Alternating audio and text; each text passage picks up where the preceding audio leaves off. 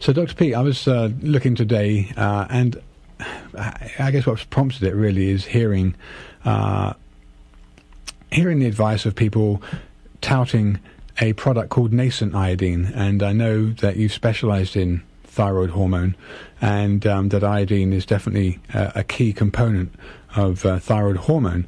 And I think we've always been led to believe that there has been an adequate supply of iodine in the diet, and then they produce iodized salt back in the 50s or 60s, perhaps earlier or not, I'm not too sure. But iodized salt has been around. And seafood also contains a lot of iodine in its own right. So when I heard about this product called nascent iodine, they were saying that it was essentially not the stable ionic form, and was more available, was more readily taken up by the thyroid gland. And then I read some other articles about nascent iodine and how reactive it was, and I just wanted to feel you out, what you know about the thyroid's natural need for iodine, whether or not we are deficient, and whether or not we need supplementation, and if in fact this is something actually that may not be necessary.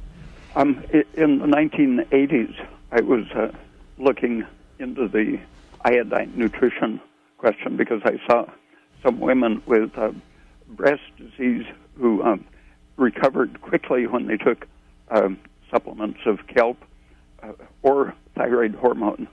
And the safest thing, I think, is to correct the thyroid problem directly rather than counting on big doses of iodine, because the large doses over many years, for example, there are about 70 or more publications looking at iodine intake around the world over a period of decades, and they see that over half a milligram, or even especially over 1 milligram of iodine per day over a population is closely connected with increased risk of thyroiditis and thyroid cancer. Wow. So it's aggravatory. One of the theories of why that happens is that iodine spontaneously reacts, or in the presence of white blood cells, their enzymes can cause iodine to react with fatty acids that are unsaturated. And if you've heard about the iodine number to describe the degree of unsaturation of a fat, for example, the food oils that are highly unsaturated have a high iodine number. That means the number of molecules of iodine that will be spontaneously absorbed by a certain quantity of the oil, because the iodine attacks the double bonds in the fats, and where they lack hydrogen saturation, the iodine fills in as an analog to the saturated hydrogen content. So there is this tendency of unsaturated fats to react with iodine, and when that happens, the body can interpret that as a signal to the thyroid gland, possibly imitating the thyroid-stimulating hormone. Really? Wow. So it doesn't cause an increase of thyroid hormone? It would block it, perhaps. Or it can fill the site where thyroid-stimulating hormone should be acting, and it can interfere with that. So it probably can go either way, forcing too much activity or more likely blocking the effect of TSH. The polyunsaturated fats by themselves interfere with the enzyme which releases thyroid hormone from the gland. So too much of the unsaturated fats, with or without iodine, will have an anti-thyroid effect. But potentially the iodine reaction could cause overstimulation by thyroid stimulating hormone, or in its place could imitate the action. But you mentioned the binding, the iodine binding to the double bonds, producing this product, and in its own right, that could stimulate a inflammatory thyroiditis and or a cancer. I think that's why the high iodine intake around the world statistically is associated with greater risk of thyroid cancer. Yeah. And if there really were a product that contained a more reactive form of iodine, that would just mean that it would attack more molecules.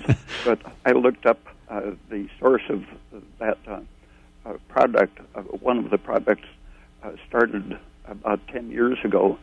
A man in Texas filed a patent that is just completely goofy. If you look at the diagram, it shows things that just can't happen. Right. And so it was filed 10 years ago, and I think it still hasn't been and probably never will be actually approved as a patent. So you can apply for a patent on any goofy idea and then publish the application and impress a lot of people. But maybe not bring the product to the market. So iodine supplementation is very risky, and basically you should get your trace minerals from seafood sources rather than from isolated iodine supplements, and especially not in combination with any kind of vegetable polyunsaturated oils. Yeah, I think that's true. So just to quickly wrap up this nascent iodine, I think the reason that it caught my attention was that the media spin on it was that because it didn't have and in chemistry, people hearing this will understand what I'm saying, but it's probably, I can go and elaborate it more simply perhaps, but it doesn't have a stable octet, so its outer electron shell isn't filled. And they were saying that because of this, it was much more suitable in some way to occupying these sites in the thyroid to produce thyroid hormone, but its very reactivity is counterproductive, because surely as soon as if you could keep it as unreactive as that in a bottle waiting to be ingested, wouldn't it surely react with one of the first things it came into contact with when you ingested it, just to fill its octet and become stable again?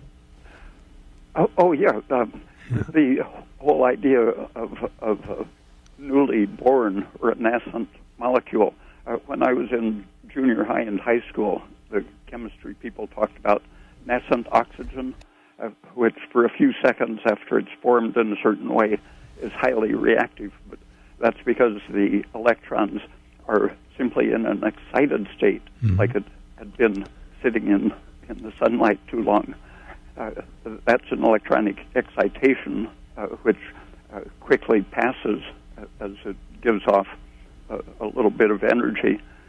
But in certain short-term situations of a few seconds, that kind of excited electron state can make a molecule useful for certain reactions. But it isn't something you'd want to put in your body. Yeah, there you go, right. Could. Okay, so not for in vivo use, but maybe in vitro experimentations it might have some kind of a use. So it's basically a more dangerous form of iodine that can cause a free radical reaction. Yeah, that's what they're talking about, but I don't think it even exists in the products.